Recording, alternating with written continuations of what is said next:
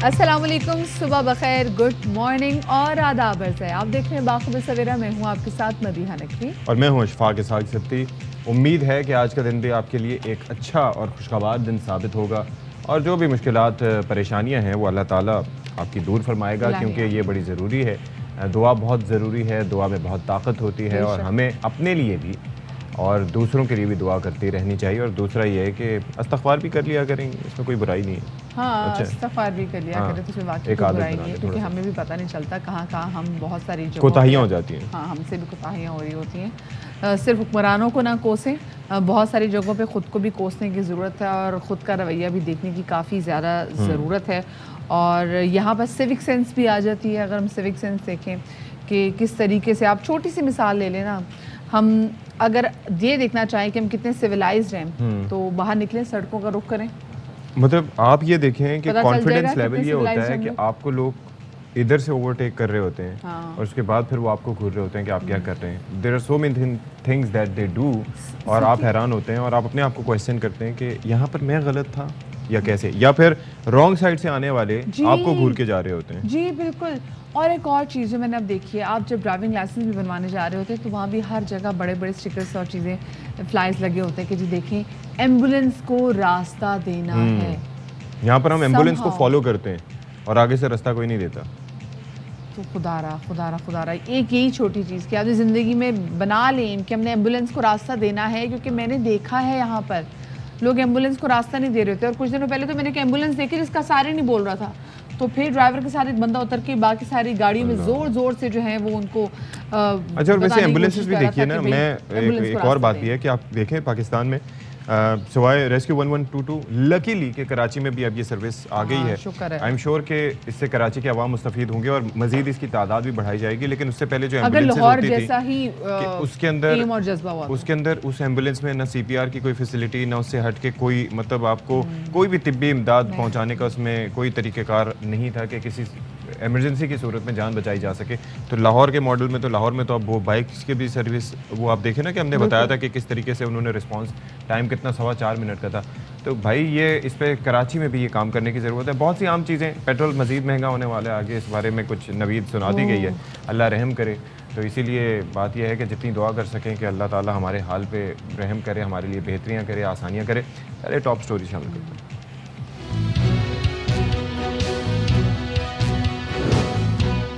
दुनिया भर में आज रज़ाकाराना तौर पर खून अतिया करने का दिन मनाया जा रहा है। आपका खून किसी को मौत के मुंह से वापस ला सकता है। अहम इशू पर शऊर उजागर करने की ज़रूरत है।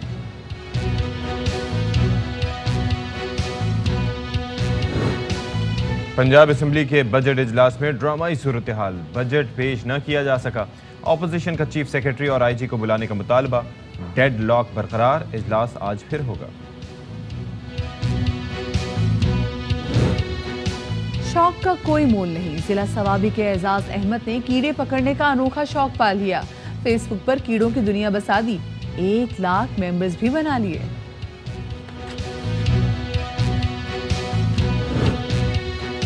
और तूबा हसन का शानदार कारनामा, ICC player of the month का अवार्ड जीतने वाली पहली पाकिस्तानी विमेन क्रिकेटर बन गई।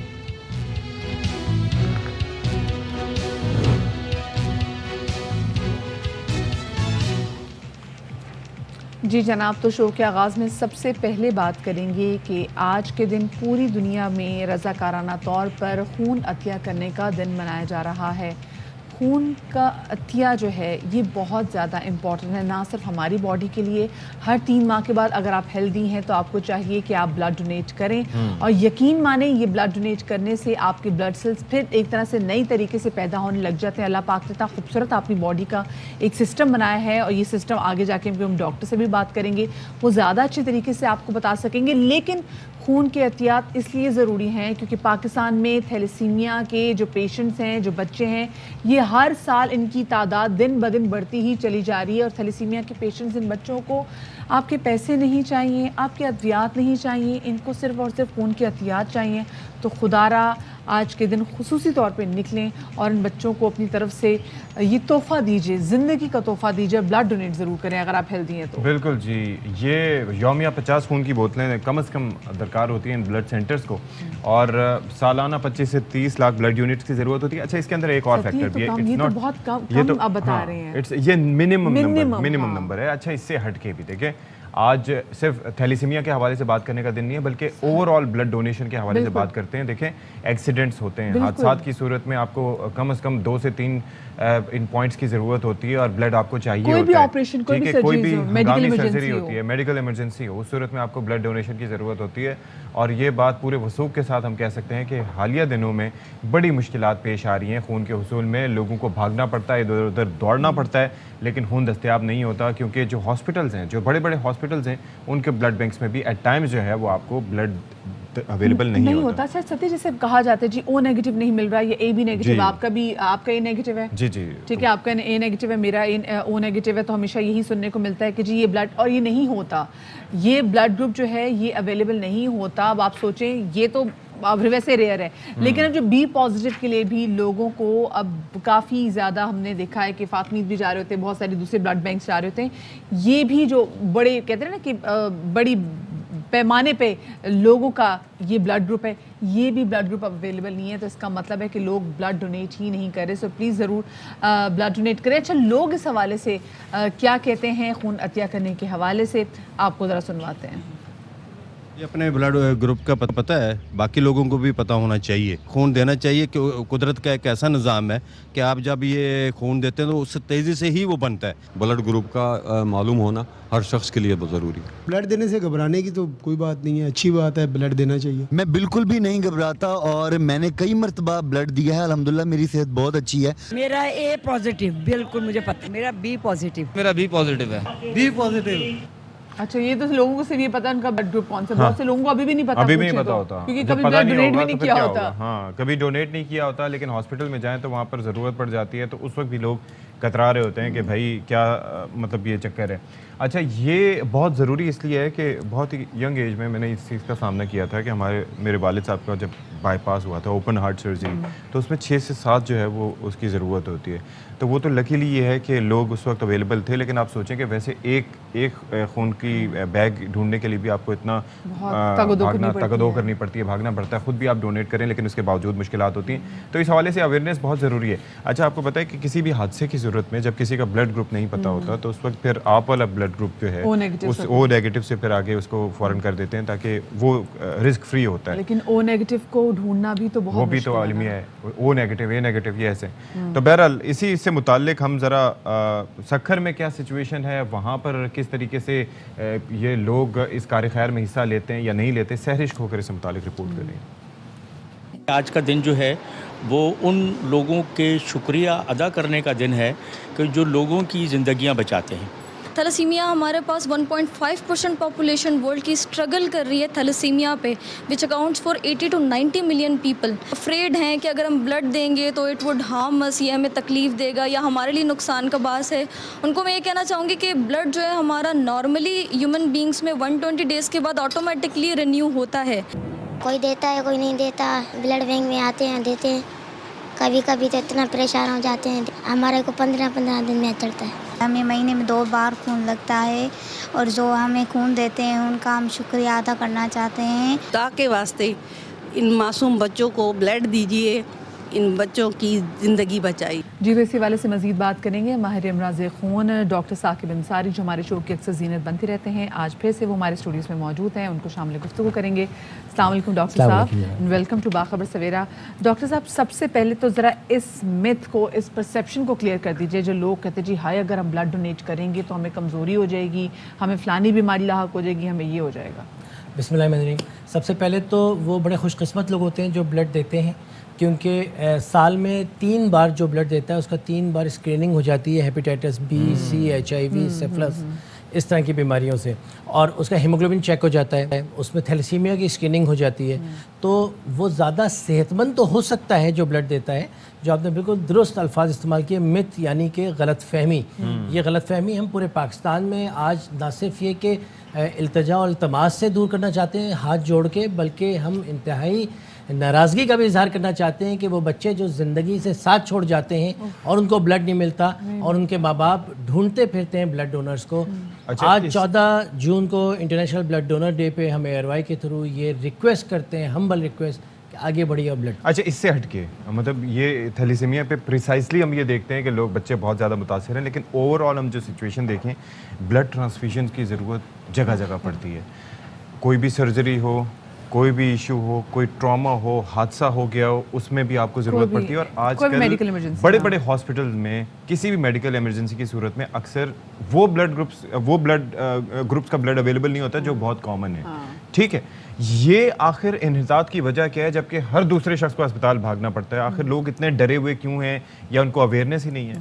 देखिए, मेरे ख्याल में सबसे ज़्यादा ज़रूरी हो गया कि करिकुलम में, हमारे सिलेबस में ब्लड डोनेशन मोटिवेशन के हवाले से स्टोरियाँ डाली जाएँ। जो जो चीज़ें हमारे स्कूल कॉलेजेस में हमारे साथिज़ा ने पढ़ाई हैं, हमने अपने लेकिन मेरे से एक इख्तिलाफ है, कोई चीज़ अगर मार्केट में नई आई हो, अचानक कोई आदत या कोई रिवायत डाल रहे हो, तो उस सूरत में तो चले हैं कि अब उनको अवेयरनेस देने के लिए हम करिकुलम, ये तो शुरू से ही मतलब जब से मेडिकल साइंस में आज से 20 साल पहले, 30 साल पहले मेरे वालिद साहब का ऑपरेशन हुआ था, उस वक्त भी ब्लड की जरूरत होती थी, आज भी जरूरत है। ब्लड चाहिए होता है तो लोग सबके पीछे मारे मारे फिरते हैं, लेकिन देने को कोई तैयार नहीं है। ये क्या माइंडसेट है? देखिए, मैं उस माइंडसेट पे जिसका आप जिक्र करना चाह रहे हैं, जिसको कहते हैं कि जी कौम की नफ्सियात, साइकोलॉजी ऑफ द नेशन, के जी जिस वक्त ज़लज़ला आता है तो हाथ जोड़ के शार फैसल पे एयरफोर्स के सेंटर से भेजा जाता है कि अभी रुक जाए, हम आपको बुला लेंगे ब्लड देने के लिए, और ब्लड नहीं चाहिए। ज़लज़ला आता है तो हज़ारों लोग कश्मीर की तरफ निकल पड़ते हैं खून देने के लिए और अपना रुपया पैसा लेके। तो जो स्टिमुलेशन वाली कौम की नेचर है, मैं उसकी रेस्पेक्ट करता हूँ, मगर दूसरी तरफ थोड़ी सी लाइटर मूड पे कह लीजिए, या एजुकेशनल जो हमारे आम लोग सुन रहे हैं कि 1940 में पहली बार प्रॉपर ब्लड डोनेशन स्टार्ट हुई। पहली बार एक कामयाब ब्लड डोनेशन एक शीप से, क्या कहते हैं, भेड़ से इंसान में लगा। और पहली बार जब कुत्ते का पहला खून, पूरी दुनिया की हिस्ट्री में पहला खून कुत्ते से निकाल के इंसान को लगाया गया, तो आपको मालूम है क्या हुआ होगा? जी बिल्कुल, ना इंसान रहा ना कुत्ता रहा, दोनों मर गए। सो ये सब कब हो रहा है? 1800 और 1900 में। 1911 और 14 में वर्ल्ड वॉर 1 में ब्लड डोनेशन की जरूरत पड़ी, जब हज़ारों लोग जख्मों से मर रहे थे। जब दुनिया कब से बनी है? हज़ारों साल से। और ब्लड डोनेशन 1914 में हुई है। 1941 में पहली बार ये मालूम हुआ कि ब्लड को सेव भी किया जा सकता है, और ABO भी और RH भी कोई ब्लड ग्रुप होते हैं। और दूसरा ये कि हर ब्लड ग्रुप लग भी नहीं सकता, हर ब्लड ग्रुप नहीं लग सकता। 1940s में जाके तो ये मालूम। So although I agree with you कि भाई जब से पाकिस्तान बना है, तो उसकी स्टैटिस्टिक्स ये भाई कि हमारे पास लेट 80s तक, और अभी भी मैं ऑफ द रिकॉर्ड कहूँगा, मीडिया का मामला है कि प्रोफेशनल ब्लड डोनर्स की बड़ी तादाद है जो पैसे दे के खून देते हैं। जी बिल्कुल बिल्कुल सही। अच्छा, दिस इज डिजास्टर। हम अभी भी उस दुनिया में, हम कहते हैं रिश्तेदारों को लेकर आओ, वो जाते हैं 4 मजदूर सदर से उठा लाते हैं। ये हमारे मामू हैं, चचा हैं, गाँव से आए हैं ब्लड देने के लिए, बाहर निकल के उनकी जेब में पैसे रखते हैं, वो चले जाते हैं। सो बहुत मेहनत करनी है, और हम तो फ़र्द के तबीब हैं एज अ डॉक्टर, आप माशरे के तबीब हैं, आपने माशरे को ठीक करना है। मेरे साथ तो बहुत दफ़ा हो चुका है कि मैं खुद जब ब्लड डोनेट कभी मैंने किया है, तो मेरे आसपास जितने आदमी होते थे, तो मैं उनकी शक्ल देख रही होती थी कि आप में से कोई ब्लड डोनेट करेगा, तो कहते हैं हमने आज जिम करना है। तो मैं कहती थी आज मैंने भी जाना है जिम, लेकिन कोई इतना मसला नहीं होगा, एक जूस की मैंने बॉटल पी ली, मैं ठीक हो जाती थी। क्यों नहीं लोग करते, क्या वजह है? अपनी टीम के साथ उमर सना भी आ चुकी है, उमर सना फाउंडेशन में आपने आके ब्लड दिया है, आपने आके मोटिवेट किया, आपने हमेशा थैलेसीमिया कॉज को, आप लोगों ने ब्लड डोनेशन कॉज को, आप लोगों ने एक मिशन बनाया हुआ है, और जिस सीरीज़ और सीक्वेंस से पिछले 2-3 साल से आप लोग ये प्रोग्राम्स लेके चल रहे हैं, यही तरीका है तब्दीली लाने का, और तब्दीली आ रही है, चेंजिंग आएगी इंशाल्लाह ताला। नौजवानों में अभी हमारी जामियात बंद हुई, यूनिवर्सिटीज़ बंद थी, रमज़ान थे, तो हमें बहुत शदीद तकलीफ थी। जैसे ही यूनिवर्सिटीज़ कॉलेजेस खुले, हमें ब्लड मिलना शुरू हुआ। अच्छा, लेकिन एक और चीज़ भी है कि देखें, पहले कुछ चीज़ें, पहले होता था वर्ड ऑफ माउथ, हेयर से, इस तरह की चीज़ें होती थी। अब ये है सोशल मीडिया, यानी कि एक चीज़ अगर मैंने या मदीहा ने या किसी ने भी सर्कुलेट करनी हो, तो वो आप सोशल मीडिया के तवस्सुत से हज़ारों लाखों लोगों तक पहुंचा सकते हैं। किसी को फ़ोन की ज़रूरत है, पहले तो फ़ोन कॉल करें, ये करें, वो करें। अब तो due to the smartphones and high tech age ये आसान हो गया है, लेकिन लोग फिर भी, मैं वही समझ नहीं पा रहा कि बाकी सारी चीज़ों में मामला, मेडिकल साइंस की एक छोटी से छोटी चीज़ जो पहले सिर्फ बड़ों को मालूम होती थी, अब बच्चों को भी मालूम होती है, ठीक है, लेकिन इस मामले में जो है वो लगता है कि थोड़ा सा हम पीछे की तरफ हटते जा रहे हैं। इंशाल्लाह ताला देखिए, बहुत सी चीज़ें ऐसी होती हैं, झूठ हम इंग्लिस्तान जापान हुआ है, पढ़ लिख कर आ गए, बड़ी बड़ी डिग्रियाँ लेकर आ गए, कभी किसी ने हमारी ओरिजिनल डॉक्यूमेंट कोई नहीं देखा। ज़बान से कह दिया, साइन कर दिया, मान लिया। ट्रेंड्स, माहौल चेंज करना है हमें, वहाँ भी माहौल चेंज करना है कि सच का लाना है, और हमें यहाँ भी ब्लड डोनेशन मोटिवेट करना है। और इसी तरह होगा जो जो दुनिया में। और देखिए, do not reinvent the wheel, कोई नया काम मत करो, वो करो जो दुनिया में होता आया है। और इसी तरह दुनिया में तब्दीली आई है जब आप लोगों में, देखिए आप लोगों ने, we are not a lost nation, हमने हेपेटाइटिस बी को शिकस्त दी, 14% से 4% से भी कम पे आ गया। हमने एड्स को शिकस्त दी है अल्हम्दुलिल्लाह, हमने ड्रग्स को शिकस्त दिया। और कैसे मीडिया ने, हमारे मीडिया ने दिए, हमारे सेलिब्रिटीज़ ने दिए, आप लोगों ने दिए। आप लोग आगे बढ़े। अब 80s उठाइए, जब एक तरफ से हेरोइन चली आ रही थी, अब 80s और 90s में देखिए हेपेटाइटिस बी बढ़ता जा रहा था। EPI एक्सटेंडेड प्रोग्राम, कौन सी सर, जिसने खेतों को बर्बाद किया था या वो वाली भी वो भी ना पैदा हो गई। यस बिल्कुल। तो आपने एड्स को शिकस्त दिया, आपने हेपेटाइटिस बी को दिया, आपने ड्रग्स को दिया, आप इंशाल्लाह ब्लड किल्लत को डोनेशन शिकस्त को हम देंगे। बस अल्लाह करे जी जल्दी दें। अब से क्या ट्रेंड है ये भी? ईद के बाद से तो बहुत कम हो गया था, अब क्या दोबारा से वापस आना शुरू है, लोग आना शुरू हुए? बिल्कुल, अब हमें एक उम्मीद थी। देखिए, हम एक मुश्किल दौर से गुजर रहे हैं, एक और प्रॉब्लम की तरफ भी मैं लगा। चंद माह से ब्लड बैंक्स की भी प्रोविजन मुश्किल हो गई है। डॉलर का मसला है, एयरपोर्ट पे रुक रहा है, गवर्नमेंट के क्या इशूज़ हैं, एक तो गवर्नमेंट को इसको एड्रेस करना चाहिए। अब उल्टा हो गया, ब्लड डोनर नहीं था, ब्लड डोनर बैठा हुआ है, ब्लड बैंक्स नहीं है। सो गवर्नमेंट को इस पर भी बहुत तवज्जो, मैं फेडरल गवर्नमेंट और प्रोविंशियल गवर्नमेंट से रिक्वेस्ट करूँगा, इसको अपने टॉप प्रायोरिटी पे लाएं। आज हमें ब्लड कैंप्स करने हैं पूरे शहर में, और ब्लड बैग्स जो है हमें ब्लैक में मिल रहे हैं। जो ब्लड बैग इतना महंगा दोगे तो कैश पे आके ले जाओ। तो ये माहौल चल रहा है ब्लड बैग्स का। मैं रिक्वेस्ट करूंगा कि गवर्नमेंट इस पे तवज्जो। दूसरा ये कि एक चीज़ ये है कि जो हॉस्पिटल्स की और ब्लड बैंक्स के दरमियान जो आपस में इंटर कोऑर्डिनेशन है वो भी अच्छी होनी चाहिए, क्योंकि जो लोग जाते हैं वो बड़े परेशान होते हैं, इधर उधर भाग रहे होते हैं। दूसरा, किसी के पास ये अवेयरनेस ही नहीं होती कि ये क्रॉस मैच क्या चीज़ है, उसमें कितना टाइम लग सकता है, वो क्यों ज़रूरी है। ये चीज़ों के बारे में भी लोगों को अवेयर किया जाए ताकि उन्हें पता हो। लोग समझते हैं जाएंगे ब्लड लेंगे आ जाएंगे, अल्लाह अल्लाह फैसला। और इसमें सबसे इंपॉर्टेंट बात है कि जो मेरी अम्मी करती थी कि जिस दिन ब्लड देकर आता था छुपाना पड़ता था हाथ के, हाय हम इतनी मुश्किल से तुमने बच्चे का ब्लड बनाते हैं और ये तो ब्लड देके आ जाता है, हम तो इतना खिला पिला के। तो भाई जो आपने कहा, एक जूस का गिलास आपका ब्लड बराबर कर देता है। सब नॉर्मल होता है, जूस ना भी अवेलेबल हो, पानी पिया एंड यू आर फाइन। लेकिन खुदा के लिए खून की एहतियात ज़रूर दें, क्योंकि आपके खून से किसी कीमती जान बच सकती है। आप बिल्कुल हट्टे कट्टे रहेंगे और आपकी सेहत जो है वो ज़्यादा अच्छी होगी। बहुत शुक्रिया, स्क्रीनिंग भी होती रहेगी। बिल्कुल जी। डॉक्टर साकिब अंसारी साहब हमारे साथ मौजूद थे। ब्लड डोनेट करना बहुत ज़्यादा ज़रूरी है। अगर आप 18 साल से ज़्यादा के हैं तो हेल्दी लाइफ गुजारने के लिए ब्लड डोनेट करें। लड़के लड़कियाँ, मैं खुद 18 साल से दे रही हूँ, बल्कि शायद उससे पहले से। ब्लड डोनेट करना बहुत इंपॉर्टेंट है। छोटी सी ब्रेक लेते हैं।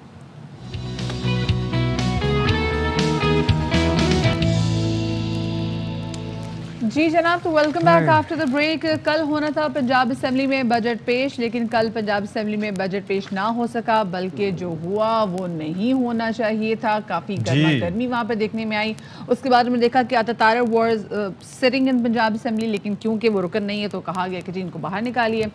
बाहर जाते हुए फिर नहायत ही गैर महज़ब किस्म के हमने देखे कि उन्होंने इशारे भी किए, एक हाथ में कानून की बुक पकड़ी हुई है, एक हाथ अच्छा, ये हमने हत्तल इम्कान कोशिश की है कि इसको ब्लर कर दिया जाए, लेकिन you are getting the point कि ये क्या किया है। और अतातारा मतलब ही इज अ सीजन्ड पॉलिटिशियन, ये तवक्को नहीं थी। ऑनेस्टली स्पीकिंग बड़ी डिसअपॉइंटमेंट हुई है, क्योंकि अतातारा साहब अक्सर हमारे शोज में भी आते रहते थे, बात करते थे और बड़े मुहज़्ज़ब उनका अंदाज होता है। लेकिन ये जो तरीक़ेकार है कि एक हाथ में, और आप ये देखें कि इस पे क्या इंसान वो बोले कि एक हाथ में आपके पास आईने पाकिस्तान है, वो आपने बुलंद कर रखा है, और दूसरे हाथ से आप क्या इशारा कर रहे हैं। और ये वो इशारा है जो हम मतलब किसी के सामने करते हुए कतराते हैं, हम गुरेज करते हैं कि इस तरह के इशारे नेशनल टीवी अपने बच्चों को मना करते हैं, अपनी नस्लों को मना करते हैं। ये वो एटीट्यूड है जो हम चाहते हैं कि हमारे बच्चों में ना आए। ये वो चीज़ है जिसको गाली तस्वुर किया जाता है।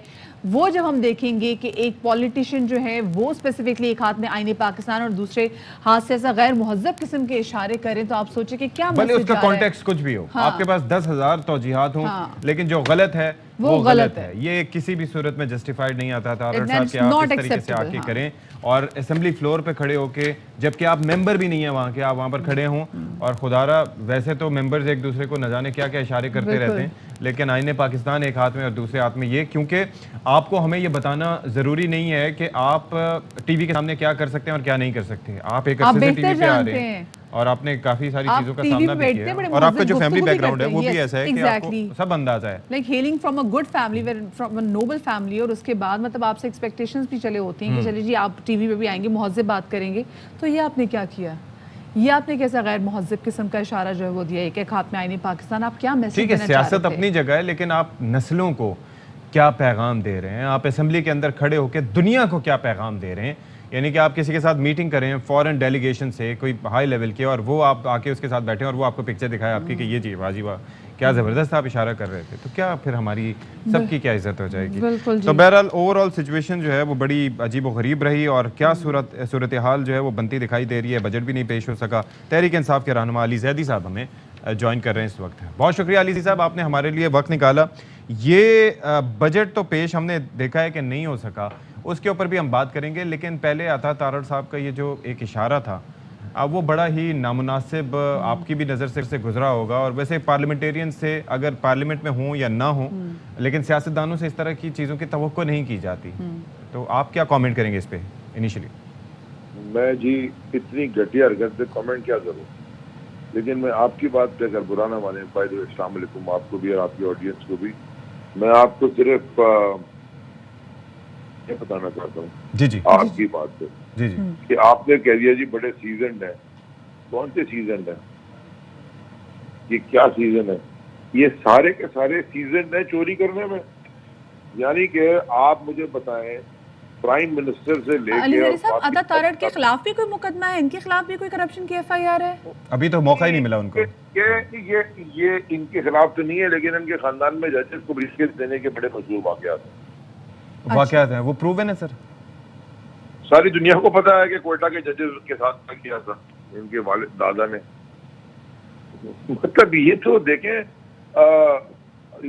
ये है क्या चीज, टब्बर है क्या? अच्छा बताएं, वो सिसिलियन माफिया का जो लफ्ज इस्तेमाल किया गया था, इनको ना सुप्रीम कोर्ट के एक जज ने बाय द वे अपनी जजमेंट में लिखा, ना इनको किसी कानून की फिक्र है, ना इनको किसी तहजीब की फिक्र है, ना इनको किसी कौम में किसी चीज की फिक्र है। इनको फिक्र किस चीज की है? यानी कि इतनी कोई गरीबी हरकत की है। एरोगेंस देखें, एरोगेंस है ना, इसे कहते हैं ना एरोगेंस। एरोगेंस तो हर एक को ले डूबते, अली जैदी साहब बिल्कुल सही कह रहे हैं। हाँ। बिल्कुल। और मैं तो ये भी मुझे समझ में नहीं आती, आई फेल टू अंडरस्टैंड, पूरी हुकूमत जो हमारी गई थी, मैं हर बार ये सवाल पूछता हूँ, ये सारे के सारे महंगाई मार्च करके निकले हुए थे। बिल्कुल ऐसे ही। क्या ये पीपल्स पार्टी कराची से निकले थे, बिलावल साहब ट्रक के ऊपर चढ़ गए, महंगाई मार्च?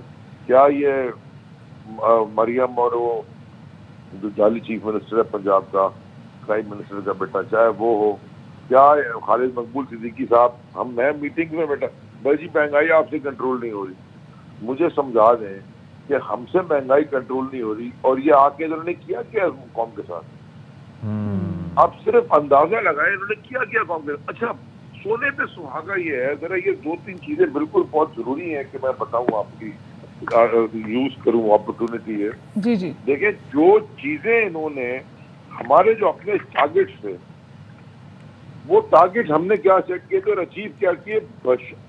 कोविड हालात, ग्लोबल इन्फ्लेशन, सारी दुनिया को मिला के, मुझे पता है कि इकोनॉमी पे आपका शो नहीं है, लेकिन टारगेट हमारा था 4.8% GDP ग्रोथ का, अचीव हम कर गए 6%। ज़राअत का, एग्रीकल्चर ग्रोथ का टारगेट था 3.5%। अच्छा, अचीव कर गए। इन्हीं के अभी ये जो फिगर्स आ रहे हैं ना, अभी तो हमारी हुकूमत की, पिछली हुकूमत क्या रही ना, अचीव हम कर गए 4.4%। बिल्कुल ऐसे ही, बिल्कुल ऐसे ही। इंडस्ट्रियल ग्रोथ 6.6 थी, हम अचीव कर गए 7.2। सर्विसेज सेक्टर जो होता है यानी कि उसमें 4.7, हम कर गए 6.2।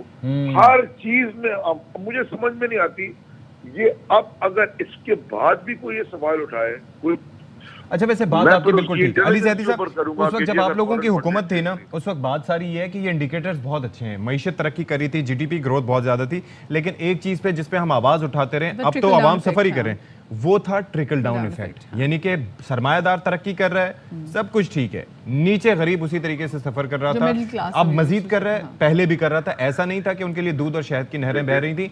तरक्की का हम यही मुतालबा करते थे, हम यही बात करते थे कि भाई मईशत तरक्की करिए, कम से कम ट्रिकल डाउन इफेक्ट नीचे तक लाएं, ताकि सब लोग वाह वाह करें कि वाकई ये सब कुछ हो रहा है। माजरत के साथ, अगर अब गलती इंसान से होती है ना, तो मैं और बड़े से बड़ा इंसान वो होता है जो अपनी गलती तस्लीम कर ले। हमने भी गलतियां की हैं, मतलब मैं कोई एक्सेप्ट ये नहीं करूंगा कि हमसे भी गलतियां हुई और तस्लीम भी की हैं कई दफा। यानी कि खान साहब तो बिल्कुल ही वो टीवी के ऊपर बैठ के कह देते हैं कि मुझसे ये गलती हुई, कई चीजों में कह चुके हैं। आप भी छोटी सी तस्लीम कर लें। ट्रिकल डाउन इफेक्ट 70 साल के बाद जब चीजें ठीक होने लगती है ना, ट्रिकल डाउन इफेक्ट में टाइम लगता है। उस ट्रिकल डाउन इफेक्ट को ओवरकम करने के लिए ही एहसास प्रोग्राम शुरू किया गया। इसी एहसास प्रोग्राम के तहत पूरी इकोनॉमी को का पहिया थोड़ा थोड़ा चल रहा था। इसी एहसास प्रोग्राम के तहत वो जो 12,000 रुपए महीने के देने शुरू हुए थे कोविड के दौरान उन लोगों को जो डेली वेजेस और गरीब लोगों को, ये ट्रिकल डाउन इफेक्ट में टाइम लगता है। ट्रिकल डाउन इफेक्ट ये था मतलब उस वक्त के साबिक वज़ीर आज़म इमरान खान साहब ने भी, मैं आप ही की बात को आगे से बढ़ावा दे रही हूँ कि उस वक्त भी इमरान खान साहब ने कहा था कि वो बड़ी बड़ी इंडस्ट्रीज जो कि कमा रही हैं जैसे एप्टमा वगैरह, और ये कहा गया था कि भाई आगे भी अपनी मुलाजमिन की तनख्वाहों में इजाफा करें ताकि वो जिस ट्रिकल डाउन इफेक्ट की हम बात करें एटलीस्ट वो तो महसूस कर सकें। क्योंकि ज़ाहिर है कि एक तबका आ जाता है वो एहसास प्रोग्राम वाला, ज़ाहिर है कि वो एक बड़ा तबका है और उसके लिए इमरान खान साहब ने सोचा भी था, बहुत से प्लान्स थे जिन पे काम कर रहे थे। सानिया निश्तर साहिबा ने बड़ा कमेंडेबल काम किया। मेरी आखिरी बात सुनिए, ट्रिकल डाउन इफेक्ट आपको याद होगा, मेरे ख्याल में आप ही के प्रोग्राम में एक मॉर्निंग शो में बैठ के आपके ही प्रोग्राम था if I am not mistaken, हमने फैसलाबाद की इंडस्ट्री बंद होने की बात की थी और लोगों की रोड पे बात की थी बिकॉज एनर्जी नहीं थी, बिजली नहीं थी, तबाही हो गई थी वहां लोग नौकरी पिछली हुकूमत में। और वही आपके ही प्रोग्राम में बात होती रही है कि फैसलाबाद में एम्प्लॉयमेंट आसमान पे चली गई है क्योंकि लोग नहीं मिल रहे थे वहां, इतने ऑर्डर्स थे। तो ये ट्रिकल डाउन इफेक्ट आएगा तो ये पूरा साइकिल है ना। जब सरमायाकार या एक्सपोर्टर को ऑर्डर्स आते हैं वो अपनी फैक्ट्री एक्सपैंड करता है या लोगों को ज्यादा रखता है, वही लोग फिर फैक्ट्री में काम करते हैं, वही लोग बाहर जाके दूध दही की दुकान से फिर सौदा खरीदते हैं अपने मोहल्ले की, वही वाले का बिजनेस दुकान वाले का भी बढ़ता है, वो दुकान वाला आके जो माल खरीदता है वो उससे भी बढ़ता है। पूरा एक साइकिल होता है, इकोनॉमिक साइकिल होता है। तो ट्रिकल डाउन इफेक्ट में टाइम लगता है। इट्स नॉट इमीडिएटली जो आपने सीड लगाना है तो सीड से लेके फल देने तक दरख्त में टाइम तो अच्छा जी, थोड़ा सा आप हमारे साथ ही रहिएगा। अली जैदी साहब, जो हम बयानात की बात कर रहे थे और ख़ास तौर पर जो स्लिप ऑफ टंग हो या इस तरह के अल्फाज का इस्तेमाल करना हो, तो मिफ्ता इस्माइल साहब उनसे जब कुछ सवाल पूछा गया कन्फेक्शनरी से मुताल्लिक या उनके बिजनेस से मुताल्लिक, तो उनका क्या रिएक्शन था वो ज़रा दिखाते हैं पहले अपने नाज़रीन को। सोशल मीडिया पे आपकी वो कंपनी के हवाले से, टैक्सेशन के हवाले से चल रही चीज़ें कि वो 3% तक रिड्यूस कर दिया सेल टैक्स, तो उस हवाले से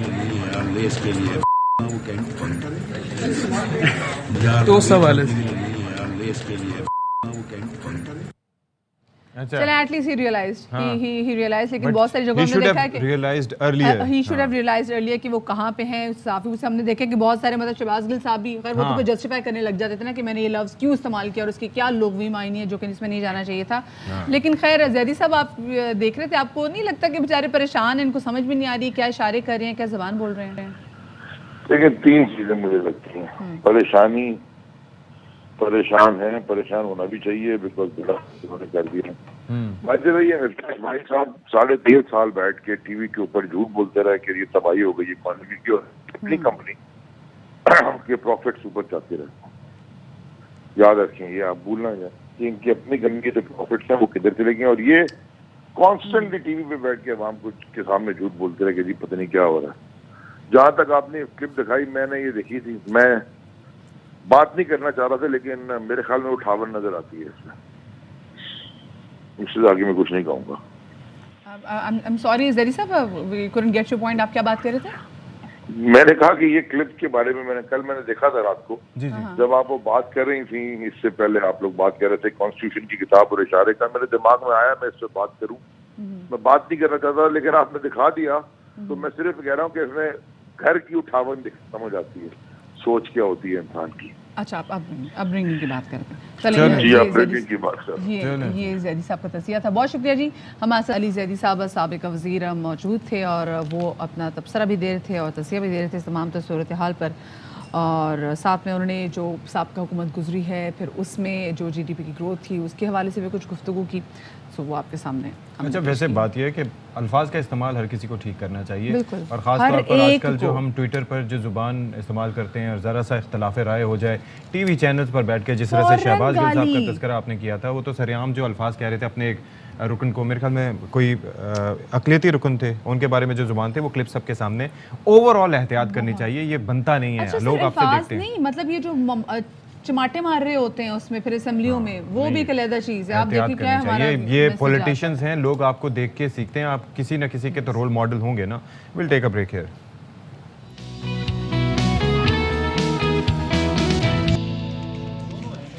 जी जनाब, तो welcome back after the break. और ब्रेक के बाद हम आपकी मुलाकात करवाने जा रहे हैं एक ऐसे शख्स से जिसने एक डिफरेंट किस्म का शौक पाल रखा है, और वो शौक है जनाब कि ये कर रहे हैं कीड़ों पे तहकीक, मतलब एंटोमोलॉजी के स्टूडेंट। और ये एंटोमोलॉजी जो है ना, बेसिकली इन्होंने शौक से अपने खुद इनकी अपनी रिसर्च, और आपको पता है सत्ती कोई 20 से ज़ायद तो इन्होंने की अपनी दरियाफ्तें की। जी हमें पता नहीं होता कि हमारे जो सिस्टम में कितने डिफरेंट किस्म के कीड़े मकोड़े पाए जाते हैं, तो 20 की तो दरियाफ्त इन्होंने खुद की है, ठीक है। और बाकी की जो दरियाफ्त इन्होंने की है वो भी, अगर दरियाफ्त तो क्या है, वो सब मिजाज की दरियाफ्त, वो भी आज हम उनसे पूछेंगे कि भाई कीड़े मकोड़ों के कैसे मिजाज होते हैं। क्लोजअप शॉट्स हैं, इतने करीब करीब से देखने का मौका कम व बेशी मिलता है, और वैसे ही लोग या तो भागते हैं या घिन खाते हैं या किसी भी तरीके से उनके करीब जाने से गुरेज़ा होते हैं। भागने वाली बात और बिल्कुल सही थी वैसे। बिल्कुल ऐसे ही। और अब ये है कि जो मुनफरिद काम करें, हमारे साथ मौजूद हैं मुहक्किक तहकीकार एजाज़ अहमद साहब, स्टूडियोज़ में हमारे साथ मौजूद हैं, और हमने पहले उनसे ये पूरी हमने भी तहकीक की कि उनकी जेब में, उनके आसपास ब्रेक में मैंने पूछ लिया हशरातुल अर्ज़ में से तो नहीं है, तो ये हमने क्लैरिटी ली। बहुत शुक्रिया एजाज़, आपने हमारे लिए वक्त निकाला। भाई तहकीक तो किसी भी चीज़ पे की जा सकती है, और ज़ाहिर है कि आपके पास बहुत स्कोप होता है। आपने कीड़ों का चुनाव किया, क्या ये वाफिर मिक़दार में अवेलेबल है पाकिस्तान में इसलिए? कीड़े तो हर जगह दस्तयाब वो हैं, अवेलेबल हैं, इवन हमारे सरों में भी मतलब हमारे बिस्तरों में भी कीड़े हैं, हमारे घरों में भी। मतलब ये वही चीज़ है जो दिमाग में भी होते हैं। हाँ बस वो सोच का होता है बाकी ये जितनी वाफर है इतना इनको नज़रअंदाज किया जाता है, बजाय से कि हम इनको पढ़ें। हम इनको मारने पे तुले हुए हैं, खुद भी डरते हैं, बच्चों को भी डराते हैं, और न जाने क्या क्या क्या स्टोरियाँ पाली हुई हैं इनको लेके कि तो बस काट भी तो लेते हैं ना। एजाज, मुझे बताएं, आपको नहीं से डर लगा? आपको ये शौक वैसे कीड़ों का पैदा कैसे हुआ? पहले असल में ये तहकीक है ना, जिस तरह कुरान मजीद में बार बार कहें कि तहकीक करें, पढ़ें मेरे कायनात को, तो मैंने कीड़ों से शुरू किया। अब मैं पहला कीड़ा कौन सा था जिसके ऊपर आपने तहकीक की? सबसे पहले मैंने की ये कैलिफोरिडी फैमिली, जिसको ब्लो फ्लाइज कहते हैं।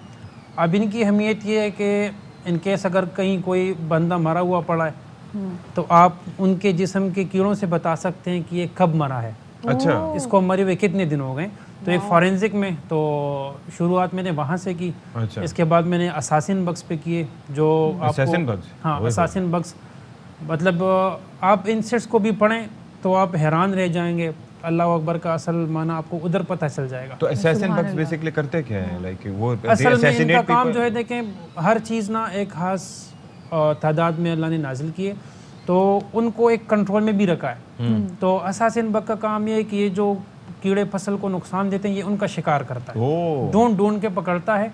उसका मुंह जो है सुई नुमा होता है, उसके जिस्म में दाखिल करके अपने जिस्म से एंजाइम अंदर डाल के उसको अंदर से बिल्कुल जूस बना के, स्ट्रा तो उसके पास नेचुरल है हाँ, उसको अंदर से जैसे एक स्पाइडर वास्प होता है ना, वो अंदर स्पाइडर्स में जाके अंडे दे देता है, और ये वो आके बाइट करता है और उसके बाद अंडे देता है और उसके बाद चला जाता है। नहीं, ये तो इसको ना हम कहते हैं, अभी शिकार के ना कीड़ों के कई तरीके हैं। एक है प्रीडेटर, सीधा पकड़ के खा जाता है, बिल्कुल प्रेडेटर्स। हाँ। दूसरा फिर है पैरासीटाइड। पैरासीटाइड के कई अकसाम हैं, या तो वो बालिग कीड़े के अंदर अंडे देते हैं जिससे बच्चे निकल कर उसके अंदर मारते हैं, वो खा लेते हैं। कुछ होते हैं एग पैरासीटाइड जो उनके अंडों के अंदर अंडे देते हैं और उससे फिर बच्चे निकल के उस अंडे को अंदर से खा लेते हैं। तो कुछ उनके लार्वल स्टेज को बनाते हैं शिकार, और कुछ उनके जो बालिग स्टेज है। तो इसी तरह कुदरत ने जो निज़ाम बनाया हुआ है, एक चीज़ दूसरे को एक हाथ। तो कहीं लेबॉर्ट्री वगैरह बनाई है आप? मिसाल के तौर पर ये तो एक तो, और सारे इंपोर्टेड कीड़े ही आप पढ़ते हैं या डोमेस्टिक? नहीं, जो आसपास अवेलेबल है, आसपास अवेलेबल है, जो आसपास अवेलेबल। कुछ को मैं ढूंढता हूँ। मैं पाकिस्तान के कई, मतलब कश्मीर गया हूँ,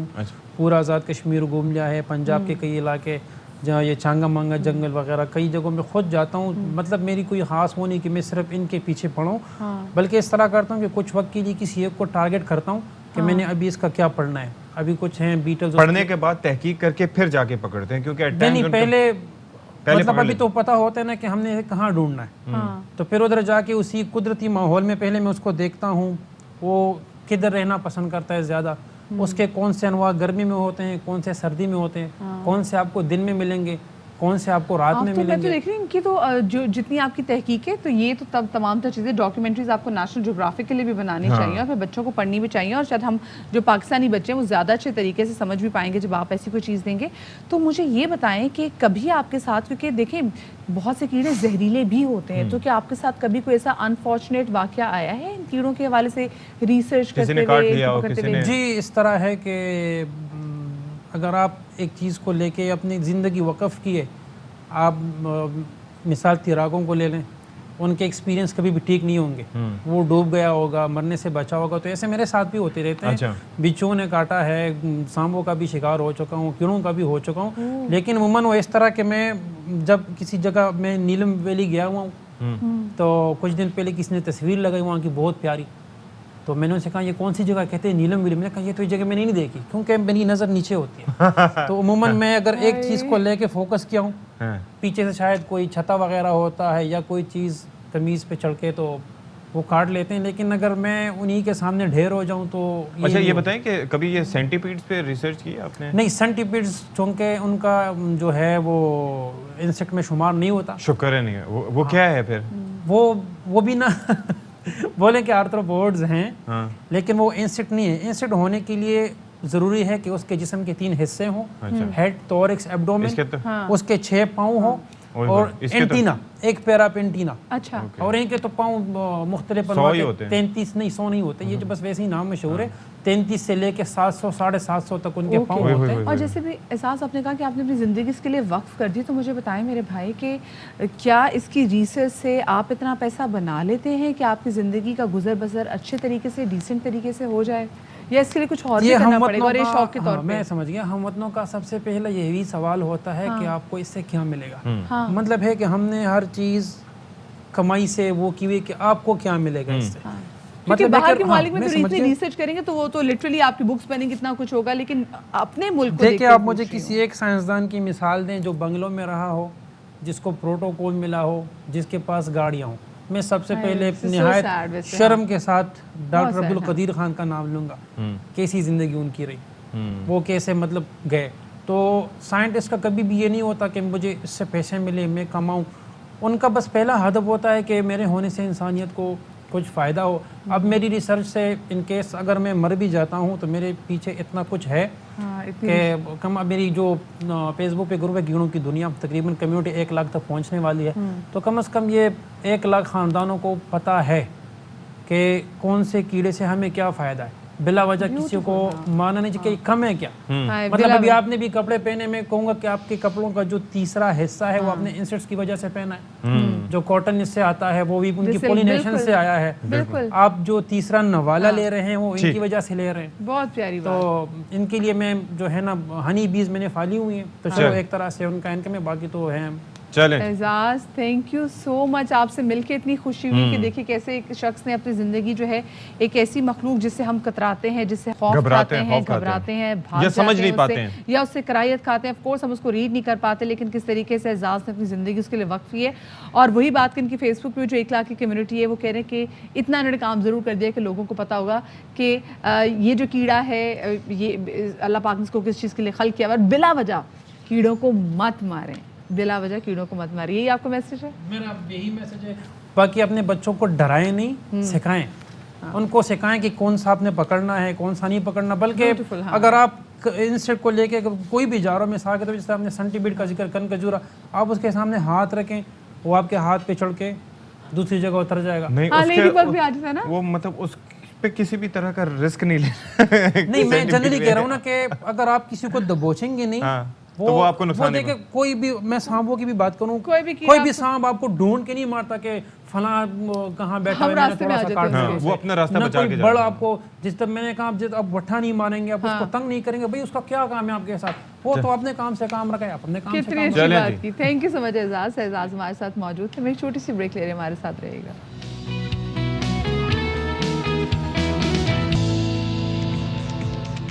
जी, तो प्रोग्राम है बाखबर सवेरा। एक बार फिर से आपका खैर मकदम करते हैं और मुख्तलिफ हम उमूर पे बात करते रहते हैं। और जिस तरह से हमने कहा कि भाई आज है तारीख, क्या तारीख है मतिया? आज है 14 जून। 14 जून हो गई है, 14 जून हो गई है। तो अब ये है कि 15 और 16 की दरमियानी शब एक फिर से बम गिरने वाला है और वो बम है महंगाई का, जो कि पेट्रोल मसनूआत में, मेरे मुंह से अल्फाज भी नहीं निकल रहे कि ज़बान लड़खड़ा रही है, इतना प्रेशर में आ गए आप एकदम 3, 4, 5 रुपए का इजाफा होता था। कितना अच्छा वो टाइम था। मैं वो कहते हैं कि तेरी याद आई तेरे जाने के बाद। याद है हम यहाँ पर बैठ के बात किया करते थे कि 10 रुपए इजाफा तजवीज़ किया गया, अभी खान साहब 5 रुपए कर देंगे, सब बाबा करेंगे। अब आप ये देखें कि वो 5 रुपए भी इस वक्त कितने गनीमत लग रहे हैं। वाकई वाकई ठीक है, अब ये देखें कि ये 20-20, 30-30 रुपए हो रहा है, तो ये तो बड़ा मतलब ये कि इससे तो आप हिल के रह जाते हैं यार। मतलब वो टैंक जो मैं अपनी गाड़ी की अगर बात करूँ तो मैं 5.5 पौने 6 हज़ार में भरवा लेती थी आराम से, अब वही टैंक में 10,000 का भरवाना पड़ रहा है। तो 3,500 से ये सिलसिला शुरू हुआ था, 9,800 रुपए तक यहाँ पर जाके रुका हुआ है। अच्छा, हमें बताया गया कि बाइक वाले का भी सोचें, तो बाइक वाले का भी हम सोचते हैं और विद द टाइम सोचते हैं, और दिस इज वेरी इंपॉर्टेंट कि उनको सब्सिडाइज किया जाए। बाइक वाले तो बेचारे कहते थे कि जी चले 100 रुपए का पेट्रोल डाल दें। अब वो 100 रुपए में बनेगा क्या बनेगा? वो कहते हैं ना वो डालते हैं 100 का, मत 200 से कम वो कहते हैं तो हमने आपका पेट्रोल डालना ही नहीं, यानी कि वो 1 लीटर से, और मतलब देखें 1 लीटर का जो पेट्रोल है वो 200 में भी नहीं आता। हाँ, आप खुद यहाँ पे देख लेना क्या सिचुएशन और है। फिर इसके बाद अब हम ज़ाहिर है कि अपने शो में डिस्कस करेंगे कि, और ये मेरा भी एक मसला होता है कि हम कहते हैं, बात करते हैं कि फ्यूल इकोनॉमी इज़ इम्पॉर्टेंट, कि आपकी गाड़ी कितना, एक तो वो ये ना हो कि मरे को 100 दुर्रे, यानी कि एक तो पेट्रोल महंगा है, दूसरा से आपकी गाड़ी की फ्यूल कंजम्पशन जो है वो बहुत ज़्यादा हो, तो उस सूरत में आपका बेड़ा गर्क हो जाता है, यानी कि रही सही कसरें निकल जाती है। तो हम थोड़ी सी टिप्स शेयर करेंगे, एक्सपर्ट से बात करेंगे और आपको बताएंगे कि भाई कौन सी बुनियादी चीज़ें हैं जिनका ख्याल रख के आप थोड़ा सा अपना पेट्रोल के जो है बजट मतलब उसको कम कर सकते हैं। आम सी सादा सी जुबान में टोटका बताएंगे कि किस तरीके से आपका मुअस्सर टोटका कि आपका पेट्रोल थोड़ा कम खर्च हो, थोड़ा सा कम खर्च हो। टॉप स्टोरीज में नजर डालते हैं।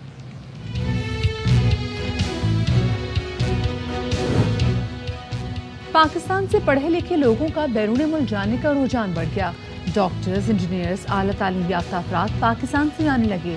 हालात और वजूहात पर तवज्जो देने की ज़रूरत है। महंगाई ने घर का बजट तो क्या, गाड़ी चलाना भी मुश्किल कर दिया। पेट्रोल कैसे बचाएं, ये हम आपको बताएंगे। कार एक्सपर्ट होंगे आज बाखबर सरेरा के मेहमान। पुराने टायर ना जलाएं, माहौल दोस्त अशिया बनाएं। कोयटा में 2 भाइयों के फन की धूम, पुराने टायर काट कर कुर्सियां, मेज, गमले और मुख्तलिफ चीजें बना दी। रोशनियों के शहर को साफ रखने का मिशन, कराची के नौजवान का एहसन इक़दाम, दीवारों पर फन खत्ताती के कई शाहकार बना दिए।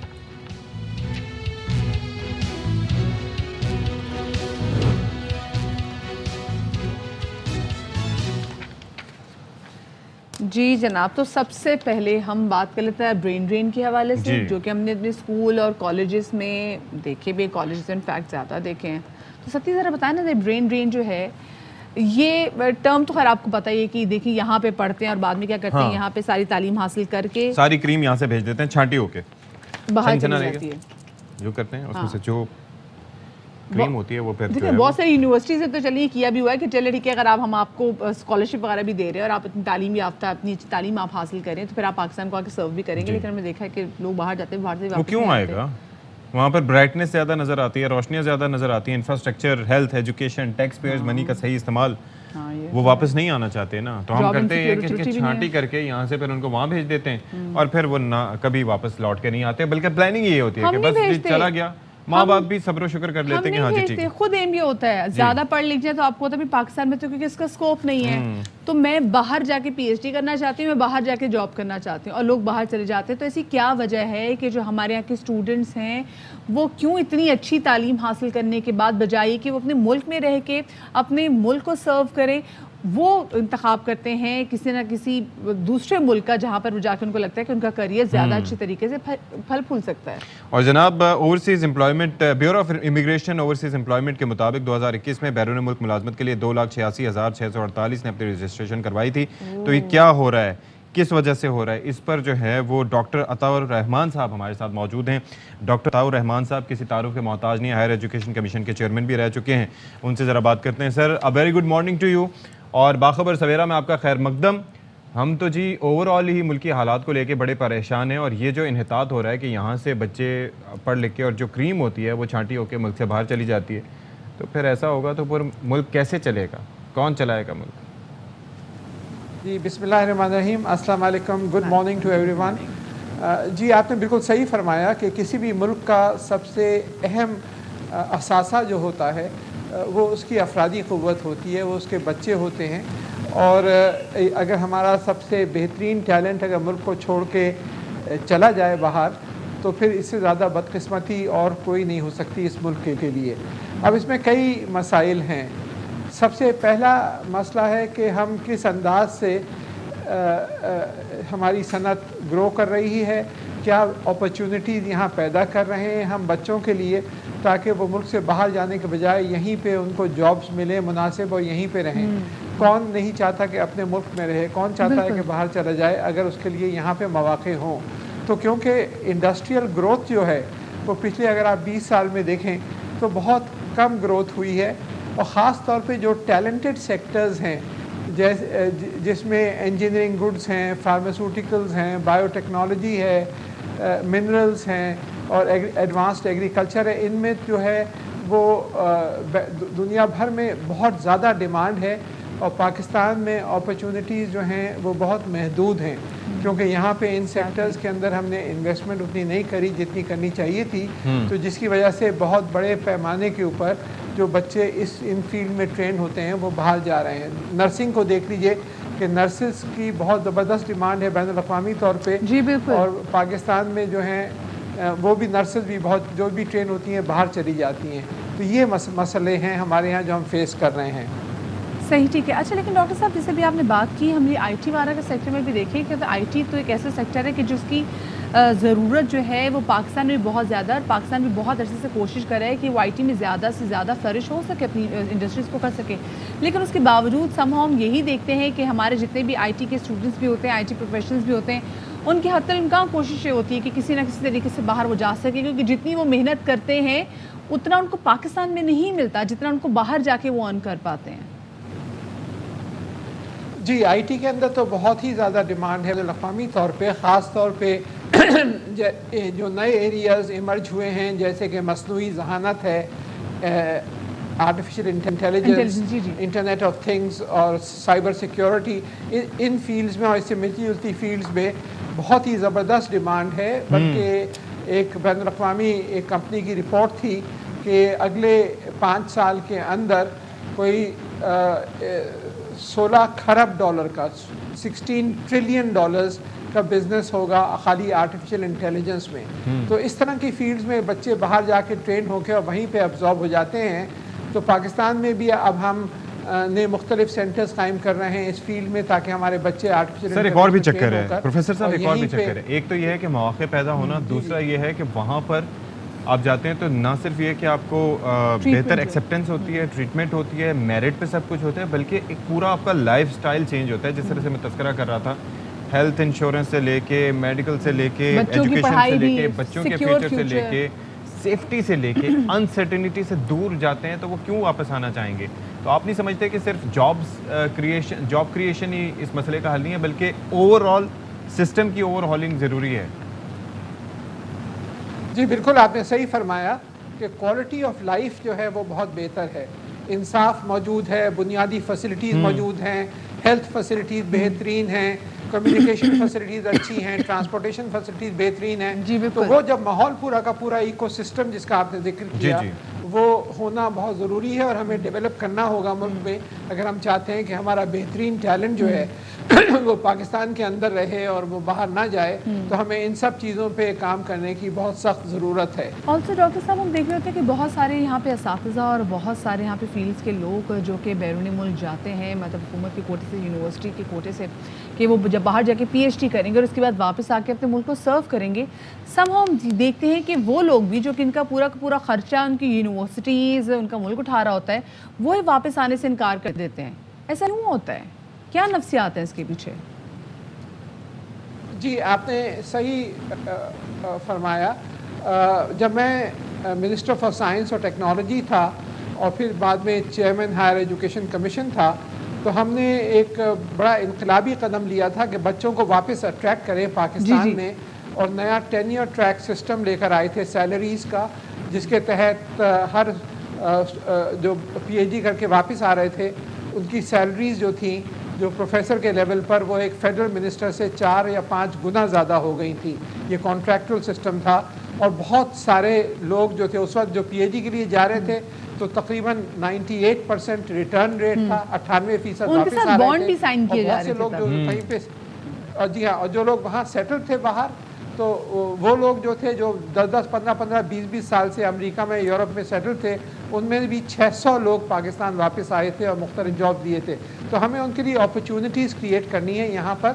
सैलरी तो एक हिस्सा होता है उसका, लेकिन उसके अलावा इंफ्रास्ट्रक्चर, हर एक जो रिटर्निंग स्टूडेंट जो था उसको $1 लाख का रिसर्च ग्रांट, $1 लाख तक की research grant to every person, jobs on arrival, और इस तरह की बहुत सारी और इक़दाम लिए थे। डिजिटल लाइब्रेरी कायम की थी, एक्सेस टू साइंटिफिक इंस्ट्रूमेंटेशन वगैरह।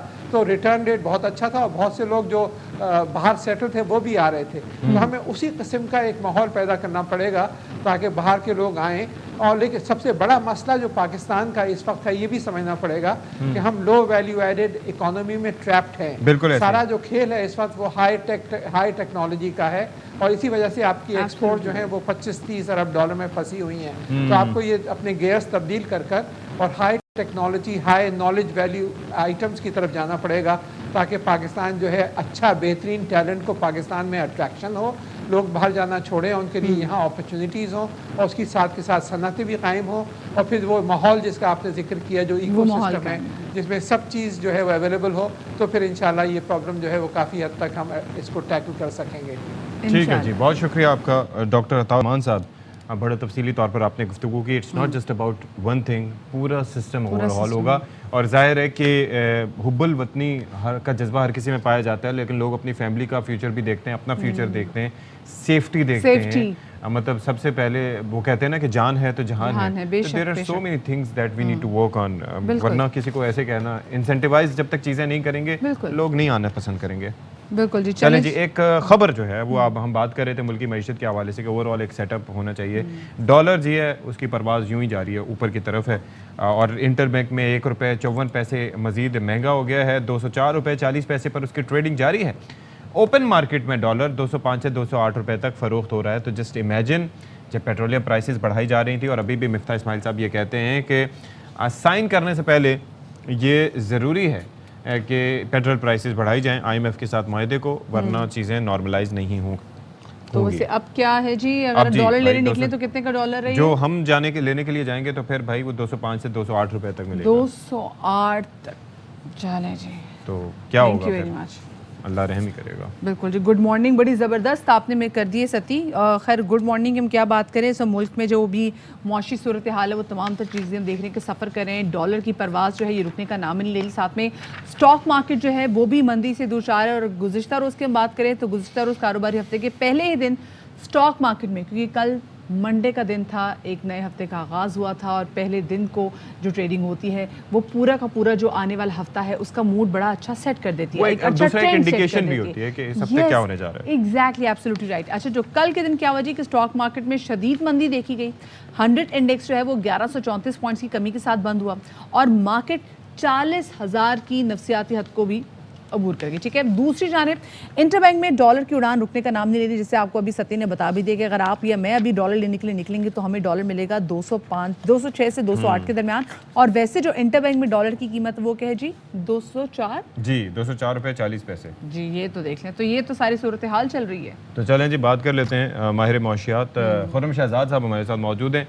खुर्रम साहब, रोज़ अक्सर व बेशतर आपसे बात होती है और फिर यह है कि यही रोना हमारा कि भाई ये महंगाई। ये सबसे पहले तो ये जो डॉलर की ऊंची उड़ान है, यानी कि जो रुकने का नाम नहीं ले रही। वो कहते हैं ना कि हर चीज़ की एक सर्विस सीलिंग होती है कि 50,000 फुट, 60,000 फुट। मुझे लगता है इसकी तो कोई मतलब sky is the limit, space is the limit for the dollar right now. जी, अस्सलाम वालेकुम एंड गुड मॉर्निंग। देखें, हम काफ़ी टाइम से बात करते हैं और डायरेक्शन एक ही है और इसमें कोई खास चेंज नहीं आया है। लेकिन इसमें 2 रीजंस हैं जिसकी वजह से डॉलर जो है वो 2 दिन में दोबारा ऊपर गया है, एटलीस्ट लोकल मार्केट में।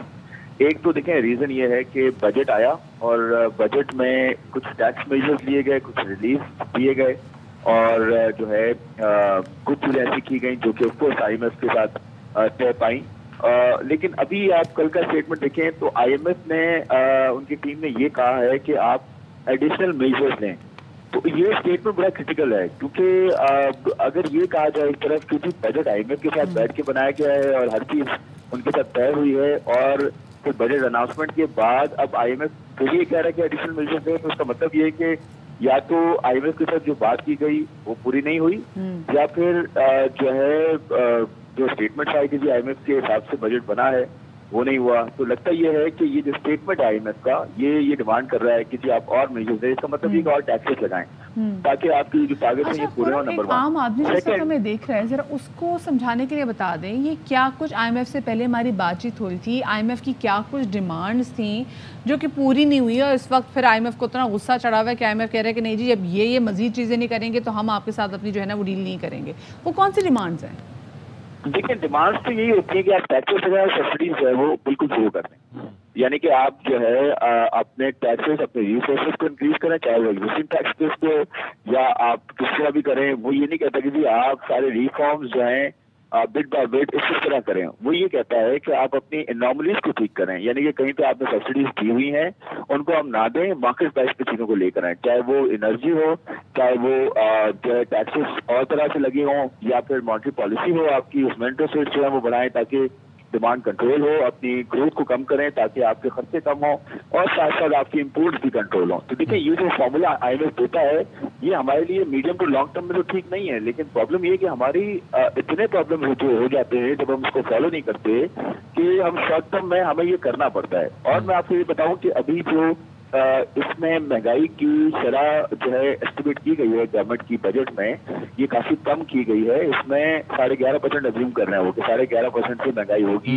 हर महीने ऑन एवरेज, और पूरे साल में एवरेज ये रहेगी। लेकिन हमें लगता है कि 13 से 14% महंगाई हो सकती है कम अज कम। अच्छा, एक चीज फूड की महंगाई देखें तो वो 20% पहुंच चुकी है। अब जरा ये बताएं कि आसान सा सादा सा कोई टोटका कि जिसके मुताबिक ये जो डॉलर की उड़ान है, क्योंकि मिफ्ता साहब कह रहे थे कि अभी हमने साइन करना है उसके साथ आईएमएफ के साथ, तो फिर उसके लिए पेट्रोल बढ़ाना ज़रूरी है। अब वो लोग लिंक कर रहे हैं उसको कि आईएमएफ के साथ डील हो गई तो फिर डॉलर नीचे आएगा।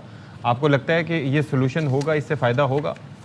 देखिए, शॉर्ट टर्म में यही सोल्यूशन है कि अब हमें वो बातें माननी है। जब हम किसी से पैसे लेते हैं और उसको सही इस्तेमाल नहीं करते तो फिर नेक्स्ट टाइम वो कहता है कि आपने मेरे पैसे लेके लास्ट टाइम सही इस्तेमाल नहीं किए थे, अब मैं आपको ये कह रहा हूँ कि आप ये चीजें पहले करेंगे तो मैं आपको पैसे दूंगा। तो डेफिनेटली वो डिमांड माननी पड़ेंगी। तो मुझे लगता है कि आईएमएफ ये पेट्रोल की प्राइसेस अगर बढ़ती है, क्योंकि अभी रूम है पेट्रोल की प्राइसेस में, रूम से मेरी मुराद ये है कि सब्सिडी अभी भी इस पर है तकरीबन 16 रुपए और 26 रुपए पेट्रोल डीजल पे है।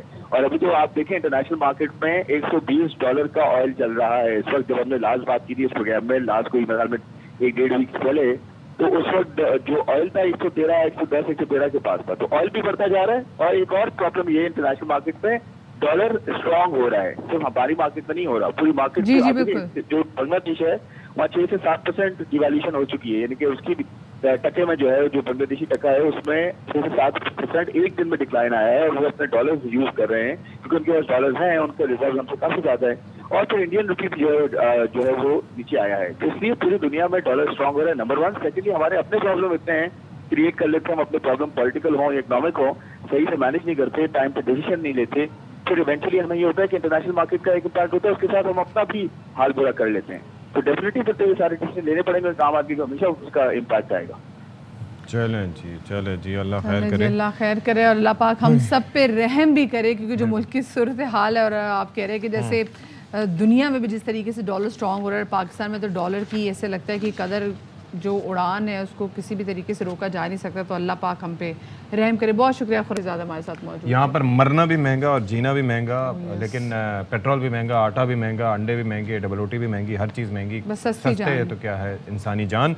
लेकिन पेट्रोल के हवाले से हम करेंगे एक अहम ऐलान कि कैसे आपने बचाना है पेट्रोल और कैसे आपने अपनी गाड़ी की कंजप्शन बनानी है बेहतर। लेकिन एक ब्रेक के बाद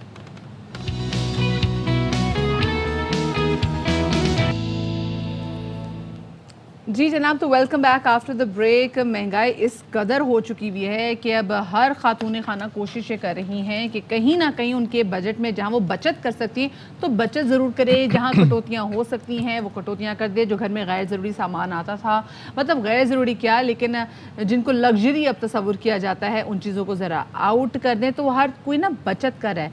बंदे भी जो है ना वो अब कह रहे हैं कि हमने भी बचत करनी। वो कैसे? वो ऐसे वो कह रहे हैं अपनी गाड़ी को कैसे एक पहिए पे चलाएं कि पेट्रोल कम लगेगा, ऐसा क्या करें कि हमारा पेट्रोल कम इस्तेमाल हो, क्योंकि पेट्रोल की कीमत तो आगे बढ़नी है। सत्य आप क्या बचत कर रहे हैं मुझे भाई बताएं? बात ये है कि पहले भी बहुत सी टैक्टिक्स इंसान यूज करता था। पेट्रोल जो है आप ये देखें 3,500-4 हज़ार रुपए में जो टैंक फुल होता था अब तकरीबन 8-9 हज़ार में हो रहा है, क्योंकि इतना रैपिडली इंक्रीज हुआ है पेट्रोलियम प्राइसेस में कि इंसान हैरान परेशान होता है कि करना क्या है। अब बेसिक सी पहले टिप्स हम यूज करते थे कि भाई आपने टायर प्रेशर आपने सही रखना है, हवा ज़ाहिर है कि टायर में कम होगी ज़्यादा होगा, फिर उसके बाद जो है वो थोड़ी सी 2-3 और चीज़ें सीधा चीज़ें आपने चेक करनी होती हैं। ज़्यादा हैवी फुट के साथ नहीं चलाना, एक्सीलेटर दबाएंगे तो फिर जाहिर है कि जितना गुड़ डालेंगे उतना मीठा होगा। एसी की कंजप्शन, रुके बहुत सी चीज़ें होती हैं जिनका ख्याल रखना मतलब है अगर मैं गाड़ी तेज चलाऊंगी तो मेरा ज्यादा पेट्रोल खर्च होगा। जी ज़्यादा बारिश होगी तो ज़्यादा पानी आएगा। और अगर मैं एसी भी ज्यादा लगाऊंगी, थोड़ा सा ज्यादा ठंडे करने की कोशिश करूंगी, उसमें भी मेरा ज्यादा पेट्रोल खर्च होगा। बिल्कुल जी, बिल्कुल। और अगर कभी ऐसा होता है ना कहीं काम से जाती हूँ, बाहर गाड़ी पार्क करती हूँ और गाड़ी जो है मैंने कहा चलो ये भी एसी चल रही है तो गाड़ी स्टार्ट ही रखती हूँ और खुद अंदर से भाग के दुकान से जाके वापस आती हूँ, उसमें भी मेरा पेट्रोल खर्च ही हो रहा है। बिल्कुल जी ऐसे ही होगा। और हम इसके ऊपर ज़्यादा वो नीम हकीम ख़तरा जान ना बनने की कोशिश करें, क्योंकि हमारे साथ एक्सपर्ट मौजूद हैं और एक्सपर्ट हैं आज हमारे साथ इस टॉपिक पर बात करने के लिए सुनील सरफराज मंच साहब। और किसी तारुफ के मोहताज ने यूट्यूब के ऊपर इनकी जो है वो वीडियोज़ जब अपलोड होती हैं तो फिर सब लोग ही टिकटिकी बांध के देख रहे होते हैं, मैं भी उनमें शामिल हूं और बहुत अच्छी सर्विसेज और मालूमात इनकी कंपनी भी प्रोवाइड करती है। बहुत शुक्रिया जी अलसुब हमारे लिए आपने वक्त निकाला सुनील साहब। तो भैया ये बड़ा एक बेसिक सा मसला, आई एम श्योर कि आपने काफ़ी इस पर वीडियोज़ भी बनाई होंगी, लेकिन अब मामला जो है ना कि वो आपे से बाहर हो रही हैं चीज़ें और हद से बाहर निकलता जा रहा है। पेट्रोल बहुत ज़्यादा महंगा हो गया है और लोगों के लिए गाड़ी चलाना बहुत मुश्किल होता जा रहा है। क्या बेसिक चीज़ें हैं जो कि हम कर सकते हैं, बुनियादी चीज़ें अपनी गाड़ी की मेंटेनेंस के हवाले से, कि थोड़ी सी फ्यूल में बचत हो जाए? जी बहुत शुक्रिया। और ये आपका मेरा सबका मेरा ख्याल है आजकल सबसे ज़्यादा जो है पिन पॉइंट करने वाला या पेन पॉइंट वाला मसला वो यही है कि फ्यूल की प्राइसेस जो है ओवर द रूफ जा रही हैं और वो रुकने में नहीं आ रही है। अगर हम बजट को भी देखें तो बजट के अंदर भी गवर्नमेंट ने भी बताया है कि 9 रुपये अभी सब्सिडी कम करनी है और 30 रुपये ऊपर और टैक्स लगाना है। सो मेरे और आपके लिए एक बुरी न्यूज़ ये है कि तकरीबन 40 रुपये अभी आने वाले महीनों में मजीद इजाफा होना है। भाई कुछ तो 20-30 रुपये तो अभी बढ़ने वाले हैं 15-16 को, मतलब कल परसों। हाँ तो उसका मसला कि मैं हमेशा ये कहता हूँ कि अगर एक हकीकत ही होती है, उर्दू की एक मिसाल देते होते हैं कि अगर बिल्ली जो है ना वो को देख के कबूतर आंखें बंद कर ले तो बिल्ली उसको छोड़ती नहीं है। तो गवर्नमेंट ने भी हमें छोड़ना नहीं है और प्राइसेस तो बढ़नी बढ़नी है। सो हम कर ये सकते हैं कि हम अपनी जो हैबिट्स हैं उनको बेहतर करें, अपनी गाड़ी की मेंटेनेंस को बेहतर करें, अपने रूट को बेहतर प्लान करें और 4-5 छोटी चीज़ें जिनके मेरे ख्याल से हम अपने जो फ्यूल बिल को कम कर सकते हैं या उसी बजट में जो अपने काम कर सकते हैं। वो क्या है? सबसे इंपॉर्टेंट चीज़ ये है कि गाड़ी की मेंटेनेंस को लोग जो है इंपॉर्टेंस नहीं देते। गाड़ी का एयर फिल्टर टाइम पे नहीं चेंज कराते, उसका ऑयल फिल्टर नहीं चेंज कराते, मोबिल नहीं कराते। कई लोगों को मैं जानता हूँ जिनको ये भी नहीं पता होता कि उन्होंने लास्ट गाड़ी की मेंटेनेंस कब कराई थी। बिल्कुल। और वो बिल्कुल ऐसे कह सकते हैं आपके पेनी वाइज पाउंड फुलिश वाली बात है कि आज जो है पेनी बचा लेंगे कल को पूरा पाउंड खर्चना पड़ेगा। तो सबसे इंपॉर्टेंट चीज लोग कहते हैं मेंटेनेंस में पैसे लगते हैं कि जी आपने जाके जो गाड़ी का जो एसी का फिल्टर भी चेंज कर कुछ भी करना है ना, वो कहते हैं पैसे लगते हैं। तो इसी पैसे को बचाते बचाते ना ये अपने सर पे और बोझ डाल देते हैं। बिल्कुल। तो वो एक तो मेंटेनेंस जो है अपनी गाड़ी के अगर अप टू मार्क रखेंगे वो होगा। फिर जिस तरह सतीश साहब ने कहा था कि गाड़ी के टायरों की हवा बिल्कुल सही रखेंगे। इसके अलावा तीसरी चौथी चीज़ जो है वो सबसे बड़ी इंपॉर्टेंट मेरे ख्याल में ये है कि आपने ट्रिप को बेहतर प्लान करें। जैसे अभी आप कह रही थी कि आप अगर स्टोर में जाती हैं और आप एसी चला के छोड़ जाती हैं, एक उस जगह पे, एक अगर आप सिग्नल्स आपके रास्ते में बहुत ज़्यादा आ रहे हैं और आप ऐसे टाइम पे निकलते हैं कि रश आवर्स हैं तो बहुत ज़्यादा आपका फ्यूल लगेगा। तो मैं तो ये कोशिश करता हूँ, मैं अपने दफ्तर से भी निकलना होता है तो मैं पहले ट्रिप प्लान करता हूँ कि अगर मैं अभी निकलूंगा और मैं एक जगह से दूसरी जगह 2 घंटे में पहुँचूंगा रश में फंस के, तो मैं वो 2 घंटे दफ्तर में काम कर लेता हूँ और 2 घंटे बाद जब रश आवर कम हो जाएंगे तो मैं 15 मिनट में पहुँच जाऊंगा। बिल्कुल, ये तो गूगल मैप से मैं भी हेल्प लेती हूँ। तो आप वो हेल्प ले सकते हैं। इसके अलावा आपकी सबसे इंपॉर्टेंट चीज़ मेरे ख्याल से ये कि जो आपका फ्यूल स्टेशन की चॉइस है, क्योंकि फ्यूल इतना महंगा हो गया है और अगर आप उनके मार्जिन देखें ना, जो फ्यूल वालों के आए दिन भी हड़ताल का ऐलान करते रहते हैं कि उनको मार्जिन 1 रुपये या 3 रुपये के करीब मिलता है पर लीटर और वो उसके लिए भी लड़े होते हैं। तो अगर आप उनके बिजनेस डायनामिक्स देखें, और हम सबको ये पता है कि आए दिन आप सोशल मीडिया पे वीडियो देखते हैं कि जी पेट्रोल चोरी हो रहा है और ये अक्सर हमारे साथ होता है कि आप पेट्रोल डलवाते हुए वो आपको इधर उधर डाइवर्ट करते हैं आपकी टेंशन और फिर वो कम पेट्रोल डालते हैं। मीटर आगे पीछे कर दिया। कुछ जगहों पे जाती हूँ और अगर मैं उनसे कहूँ जी आप मुझे 2000 का पेट्रोल डाल दें तो उसमें मेरे कितने पॉइंट्स बढ़ते हैं, और किसी और जगह पे जाऊँ अगर वहाँ पे भी मैं 2000 का पेट्रोल डलवाऊँ तो उसके पॉइंट्स में इतना डिफरेंस आ जाता है। तो ये उसी जुम्रे में आ जाती है ना लोगों को बिल्कुल। तो समझाने आपका के जो लिए। फ्यूल स्टेशन की चॉइस है ना, वो इससे बड़ा फर्क पड़ेगा कि आप जौन सा फ्यूल स्टेशन चूज कर रही हैं, उसकी चॉइस आपको अच्छी करनी पड़ेगी। मेरे साथ रिसेंटली हुआ है, मैं बहुत ज्यादा रिव्यूज बनाने के लिए मोटरवे भी ट्रैवल करता हूँ, तो जो मैं किसी अच्छे पंप से लाहौर से डलवा के जाता हूँ और फ्यूल एवरेज लेता हूँ, या मैं हाईवे पे जो सब स्टैंडर्ड जो पंप है उनसे डलवाता हूँ, उसमें बहुत ज्यादा डिफरेंस होता है। तो आजकल के प्राइस में तो मतलब जो पेट्रोल की प्राइस हो गई है, तो उसमें तो मेरा ख्याल है अगर आप जब डलवा रहे होते हैं तो जितना फ्यूम जोड़ रहे होते हैं तो उसमें भी मुझे दुख हो रहा है। तो you have to be very careful कि कोई आपके साथ इस तरह ना करे। ऐसे अच्छा नहीं, जब पेट्रोल डलवाते हैं ना उसके बाद जरा ज्यादा देर तक ढक्कन खुला रह जाता है तो उस पर भी आपको होता है कि यार इसको तो बंद करो, या ओवरफिल करने की कोशिश में एट टाइम्स पेट्रोल पंप पे आपने, मैंने भी ये उनको मशवरा देता हूँ कि भाई जब ऑटो पे जहां पर फिल हो जाए वहीं पे रोक दें। यहाँ पर वो ओवरफिल करते हैं, फिर वो नीचे भी गिरते हैं और वो वैसे भी ठीक नहीं होता मेरे ख्याल में। हाँ जी, वो हमारे यहाँ पे पता नहीं वो फैशन है, वो गाड़ी को हिला के उसको ओवरफिल करते हैं। मैं तो हमेशा कहता हूँ कि जब ऑटो पे बंद हो गया तो बंद करने काफी हो गया। अच्छा, दूसरा ये है कि हमारे यहाँ एक और चक्कर भी है कि जैसे बाहर की भी गाड़ियाँ आती हैं यहाँ पर, उनकी भी काफ़ी वो कंजम्पशन के हवाले से दावे किए जाते हैं 30-32 और उससे भी ज़्यादा, लेकिन वो आई थिंक आइडियल जहाँ पर खूबसूरत सड़कें बनी हों, सीधे साधे रोड्स हों, वहाँ पर यहाँ पर टूटी फूटी, अगर बिलखुसूस कराची की बात करें, लाहौर में तो ऐसे जितना ज़्यादा नहीं आपको देखने में मिलता होगा, लेकिन कराची में तो जितनी चिप खड़िबी सड़कें हैं तो वहाँ पर बड़े मसाइल होते हैं, उससे भी फ्यूल इकॉनमी काफ़ी मुतासिर होती होगी। हाँ जी, जब भी देखिए आपने गाड़ी को ब्रेकिंग करनी है, आपने उसको दोबारा फ्लोर करना है कि वो दोबारा उठे, जब जितनी दफ़ा उसको आप हर्डल देंगे उतनी उसकी फ्यूल एवरेज ख़राब होगी। और एक चीज़ मैं सबसे आपके व्यूअर्स के लिए कहना चाहूँगा कि मेरे ख्याल से एज अ सोसाइटी हम लोगों को जो अपनी बेहतर लाइफ जो है ना उसको चेंज करना पड़ेगा। हमारे यहाँ राइड पूलिंग का कोई हिसाब नहीं है, हमने एक ही मोहल्ले से 10 गाड़ियाँ जाती हैं एक ही स्कूल के अंदर, हम ऑफिस में जाते हैं एक ही इलाके से 10 लोग जाते हैं 10 गाड़ियाँ लेके, इससे डबल नुकसान होता है। एक तो सड़क पे कंजेशन बढ़ती है, जब कंजेशन होती है तो टाइम ज़ाया होता है, उसके साथ साथ फ्यूल भी ज़ाया होता है। अगर हम लोग एज सोसाइटी अपने आप को इसमें, हमारी पता नहीं क्यों बेइज्जती समझते हैं कि राइट पूलिंग करेंगे तो हम शायद गरीब नजर आएंगे, हम अगले के साथ शेयर क्यों कर रहे हैं। बट ये इकोनॉमी के अंदर जो भी हमारी स्क्रीन पे भी नजर आ रहा है कि इतना रश है, ये रश को हम कम करने में अपना रोल ऐसे प्ले कर सकते हैं कि हम राइट पूलिंग करें। और गवर्नमेंट को ये चाहिए कि एटलीस्ट जितने एजुकेशनल इंस्टीट्यूशन हैं उन सब के लिए ये मस्ट होना चाहिए, जो लोगों से इतनी ज़्यादा फीसें लेते हैं वो फीस के अंदर थोड़ी चीज़ ऐड करके लेकिन ट्रांसपोर्ट फ्राहम करें, ताकि एक हब एंड स्पोक मेथड हो, जितने स्कूल के बच्चे हैं वो एक जगह इकट्ठे हों और वहाँ से आगे जाएं। सही बात आपने बहुत ज़बरदस्त की, लेकिन मैं चाह रही हूँ कि जो सुनील, जिन नाज़रीन ने हमें अभी ज्वाइन किया है तो उनको आप एक बार फिर से बता दीजिए वो चंद पॉइंट जो बहुत ज़्यादा ज़रूरी है गाड़ी की मेंटेनेंस में, किन किन चीज़ों को मलूज़ खातिर रखना चाहिए जिनसे हमारी फ्यूल कंजम्पशन थोड़ी कम हो सकती है। और खासतौर पर कोई मैकेनिक के पास जाके कोई ट्यूनिंग का भी कोई चक्कर होता है कि उससे भी कोई फर्क पड़ता है एवरेज वगैरह पे? देखिए, जो आपकी कंपनी से गाड़ी आती है और जिस फॉर्म में आती है, अगर आप ट्यूनिंग करा के उसको उस फॉर्म में रखे तो ठीक है। अब मार्केट में हर किस्म के मैं देख रहा हूँ, तो यहाँ पे पाकिस्तान में जुगाड़ का बड़ा कल्चर है। कल परसों से मैं देख रहा वीडियो सोशल मीडिया पे चल रहे हैं कि जो मोटरसाइकिल के जो फ्यूल फिल्टर है उसके साथ एक और चीज़ लगा देंगे तो फ्यूल कम खाएगी। ऐसा कुछ नहीं होता। देखिए, जिन्होंने इंजीनियरिंग की है उन्होंने करोड़ों डॉलर लगा के जो है रिसर्च की होती है। हमारे मुल्क में कोने में बैठा हुआ एक मैकेनिक है, वो कहता है जी मैं एक फिल्टर लगाऊंगा, उसके साथ पानी लगा होगा, वो उसको कम कर देगा। तो ऐसे नकालों से होशियार रहें, लेकिन सिंपल अपनी गाड़ी को जो है मेंटेन कराएं, जो कंपनी के स्टैंडर्ड हैं। कंपनी आपको कहती है कि इस माइलेज सर्टन पे आप ऑयल चेंज करें, उसका एयर फिल्टर साफ रखें, बिकॉज हमारे यहाँ डस्ट बहुत है। जब एयर फिल्टर गंदा हो जाएगा तो ऐसे है कि मेरा और आपका कोई नाक बंद कर दे। जी पिछले दिनों मास्क लगे हुए थे तो मुझे तो सांस नहीं आता था। तो ऐसा ही है कि आपका जो है ना एयर फिल्टर, अगर आप उसको चोक कर देंगे तो इट्स लाइक आपने उस गाड़ी को बहुत ज्यादा मास्क पहनाए में और उसको सांस नहीं आ रहा, तो ऑब्वियसली वो ऑप्टिमली परफॉर्म नहीं करेगी। तो वैसे ऑप्टिमली कितना अरसे में आपको फिल्टर चेंज कर देना चाहिए? बस उसका जायजा लें, देखें, या तो साफ करवाते रहें, अदरवाइज उसको रिप्लेस कर दें। कितने अरसे में? देखिए, जो ऑयल फिल्टर होता है वो तो मैं कोशिश ये करता हूँ कि अगर आप जेन्युइन डाल रहे हैं तो आप अल्टरनेट ऑयल चेंज के ऊपर जो ऑयल फिल्टर चेंज कर दें। एयर फिल्टर आप जब भी गाड़ी को वॉश करवाएं या अगर ऑयल चेंज कराएं, आप उसको हवा मरवाएं, चेक कर लें। अगर तो वो आपको बंद नजर आ रहा है तो उसको चेंज कर लें। इसी तरह एसी का फिल्टर भी होता है। तमाम जितने मेंटेनेंस पार्ट हैं, गाड़ी के टायरों को लोग इंपॉर्टेंस नहीं देते। अगर टायर वो आउट है, खराब है, तो वो गाड़ी आपकी जो है वो ऑप्टिमल परफॉर्मेंस नहीं देगी।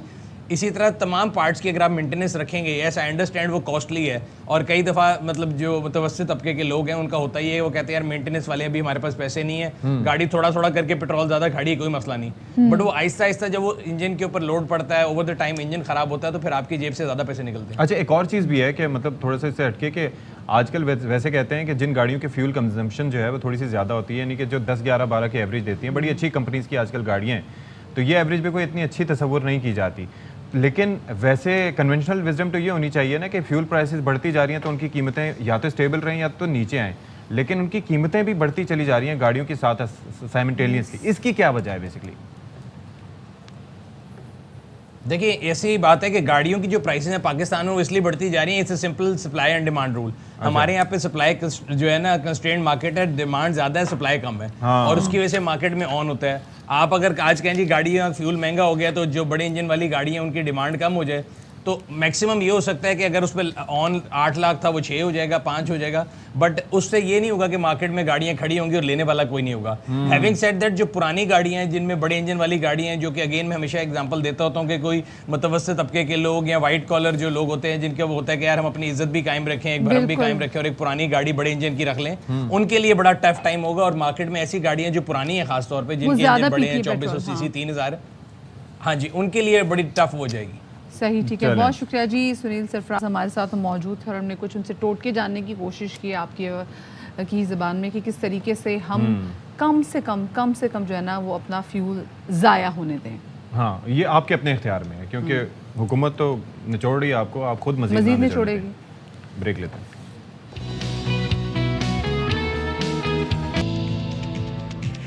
Welcome back after the break. और ब्रेक के बाद हम ज़रा बात कर लेते हैं उन लोगों की, हमारे पाकिस्तान के उन अच्छे शहरियों के हवाले से जो कि अपनी इंडिविजुअल कैपेसिटी में कोशिश कर रहे हैं कि अपने इलाके, अपने शहर, अपने मुल्क को सर्व करें। कराची, जिसमें हम देखते हैं कि जा बजा कचरा फैला हुआ है और जब यहाँ पे लोग आते हैं तो कचरे से घिन खाते हैं और सिर्फ कचरे की बात करते हैं और कचरे का करना क्या है कुछ इस वाले से बात नहीं करते।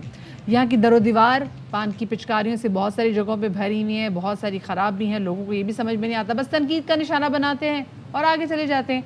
लेकिन ऐसे दौर में हमारे पास एक ऐसे आर्टिस्ट भी मौजूद हैं, ग्राफिटी आर्टिस्ट, जो कि इन कचरा कुन्नी की जो भरी हुई दीवारें होती हैं उनको साफ़ करते हैं, फिर उन पर खूबसूरत तरीके से आर्ट जो हैं वो बनाते हैं, जो उसमें पेंट ज़रूर करते हैं और उससे एक अच्छा मैसेज भी देते हैं। सत्य देखिए, ये जो इंडिविजुअल कैपेसिटी में बात कर रहे थे ना कि हम आप और मैं अपनी इंडिविजुअल कैपेसिटी में किस तरीके से सर्व कर सकते हैं, यानी कि आप ये देखिए कि जहाँ पर खड़े होना ही मुश्किल हो वहाँ पर सफाई सुथराई और ये सारी चीज़ें करना, ये ज़ाहिर है कि एक जज्बे की निशानदेही करता है कि कितना खूबसूरत जज्बा है कि हमारा मुल्क, हमारा शहर जो है वो साफ़ नज़र आए। और ये ज़ाहिर है कि इंडिविजुअल कैपेसिटी में ये काम शुरू होता है, लेकिन फिर साथ ही साथ लोग देख के भी उस पर अट्रैक्ट होते हैं। तो जनाब हमारे साथ तो मौजूद हैं सैयद शीसुद्दीन, उनको शामिल गुफ्तगू करेंगे। अस्सलाम वालेकुम शीस, बाखबर सवेरा में आपको हम वेलकम कहेंगे और मुबारकबाद भी देंगे। बड़ा ज़बरदस्त आप काम करें, कब से काम कर रहे हैं ये? बिस्मिल्लाहिर्रहमानिर्रहीम। सबसे पहले शुक्रिया आप लोग, आपने इनवाइट किया, आपकी टीम ने इनवाइट किया मुझे। यंग टैलेंट प्रमोट कर रहे हैं आप लोग, काफ़ी अच्छी बात है। ये मैं बैक इन 2014 से कर रहा हूँ, जब मैं स्कूल का स्टूडेंट, अच्छा, स्कूल में था। मास्टरी, हाँ, बहुत छोटे। स्कूल में मैं कुछ बच्चे होते हैं आर्ट में अच्छे होते हैं, ड्राइंग्स में अच्छे होते हैं। वैसे तो सब सारे ही सब्जेक्ट्स में अच्छा था, लेकिन ड्राइंग में कुछ एक्स्ट्रा ऑर्डिनरी था। तो वहीं से स्टार्ट हुआ था। टीचर्स अप्रिशिएट करते थे, स्टूडेंट क्लास फेलोज अप्रिशिएट करते थे, तो ऐसे ही इसको आगे लेकर चला। फिर कॉलेज लाइफ में जब आया तो स्टूडेंट ऑर्गेनाइजेशन से जुड़ गया, इस्लामी जमीयत तलबा से जुड़ गया था मैं। वो काफ़ी एक्टिविटीज़ कराती थी कॉलेज में, मतलब टैलेंट हंट हो गया, स्पोर्ट्स का अलग हवाले से, तो उसी में मैंने पार्ट लिया। तो ऐसे ही तो ये चले, ये वहाँ तक तो सिलसिला रहा, लेकिन शहर की हालत को बेहतर बनाना ये एक डिफरेंट आइडिया है कि जहाँ पर कचरा है वहाँ पर आप जाके चाह रहे हैं कि वहाँ पर खूबसूरती दिखाई दे। It takes a different mentality. ये कैसे आई आपके? देखें, कराची में बल्कि पाकिस्तान में आर्ट और कराची को हमेशा इग्नोर किया गया। कराची में मैं जब था, मैंने तो यही देखा था, टारगेट किलिंग, बोरीबंद लाशें और मुख्तलिफ दीवारों पर जो मैं कर सकता था, वॉल चॉकिंग्स नज़र आती थी मुझे। वॉल चॉकिंग्स और मुफ्त मशवरे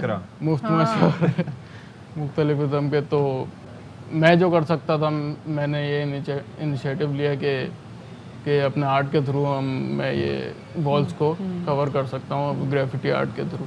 अच्छा, ये जो मैली दीवारों पे आप जाके पेंट करते हैं और यहाँ पे आर्ट के नमूने बनाते हैं, तो आपके अपने घर वालों की इसमें कितनी सपोर्ट थी? क्योंकि आप बहुत छोटे थे जब से आपने शुरू भी किया, तो अम्मियाँ यूजुअली ना तो बच्चों को तो घरों से बाहर जो कराची के हालात थे, घरों से बाहर निकलने नहीं देती थी। आपकी अम्मी ने ना सिर्फ आपको निकलने दिया बल्कि आपने बाहर काम भी किया, और ये सिर्फ ये नहीं कि 5 सेकंड में पेंट बन गए, पेंटिंग बन गई है, काफ़ी देर आप खड़े रहते हैं तो फिर एक आर्ट का नमूना तैयार होता है। तो ये कैसे हुआ? बिल्कुल, ऐसे काम में घर वालों की सपोर्ट बिल्कुल बहुत लाजमी चीज़ है। इसमें स्टार्ट में तो घर वाले खैर बोलते थे क्या कर रहे हो, ये कुछ नहीं रखा है इसमें, फिर आगे ऐसे ही हंस के बोलते थे कि क्या कर रहे हो, ऐसे कहते थे? डांट तो बड़ी होगी ना?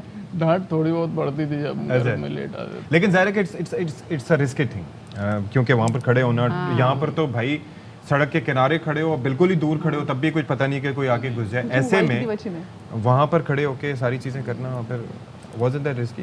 या कभी कोई खुदा न खास्ता कोई ऐसा खतरा? स्टार्ट में तो जैसे अकेले ही निकल जाता था मैं, लेकिन अब जाकर मैं पहले पुलिस स्टेशन से परमिशन उनको इन्फॉर्म कर देता हूँ मैं इस जगह पर आर्ट वर्क प्ले कर रहा हूँ अपना, यहाँ पर हमारी टीम मौजूद होगी तो आप देख लीजिएगा ना जो तो देखते हैं तो राउंड लगा लेते। अच्छा मुझे बताएं, क्या आप इससे पैसे भी कुछ बना लेते हैं? क्योंकि देखिए इसके जो रंग हैं इन सब के, एक तो पहले इन पे एक्सपेंस की ज़रूरत पड़ती है, आपको ख़रीदने हैं, फिर आपको अपना टाइम भी देना है, तो ये एक्सपेंस कहाँ से पूरा करते हैं और क्या आप इनसे कुछ कमा भी लेते हैं? इसमें ये है कि मुख्तलिफ NGOs सपोर्ट करती हैं, स्पॉन्सरशिप मिल जाती हैं। जैसे अभी रंग दे कराची के लिए मैंने रिसेंटली वर्क किया था, और इसके अलावा कमर्शियल प्रोडक्ट्स आ जाते हैं काफ़ी, उससे हो जाती है अर्निंग। ज़्यादातर क्या मैसेज देने की कोशिश करते हैं अपने आर्ट से? ज़्यादातर मेरा फोकस होता है कराची के लिए। कराची में मतलब जो अमन का शहर बना है कराची को, मुख्तलिफ कोविड में जैसे कोविड-19 था तो उसमें कोरोना वायरस के हवाले से इस तरह। अच्छा, तो बाकी भी शहर में ज़ाहिर है कि टैलेंटेड आर्टिस्ट होते होंगे और कुछ